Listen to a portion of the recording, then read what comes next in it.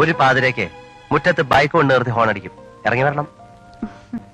ആദ്യത്തെ ഹോൺ ഇറങ്ങി വന്നോണം. വന്നില്ലേ ഒരു ഹോൺ അടിക്കും. അതിനും വന്നില്ലേ നേരെ വന്ന് വാതിൽ ചവിട്ടി പൊളിച്ചങ്ങ് കയറും. എന്നിട്ട് പൊക്കെ എടുത്ത് ബൈക്കെ വെച്ചങ്ങ് വിടും. അത്ര തന്നെ. അങ്ങനെയാണെങ്കിൽ കൊണ്ടുവരേണ്ടത് ബൈക്കല്ല, ആ ടാങ്കർ ലോറിയാ. അതിൽ നമ്മൾ രണ്ടുപേരും കൂടെ പോണതായിട്ട് എപ്പോഴും ഞാൻ സ്വപ്നം കാണും.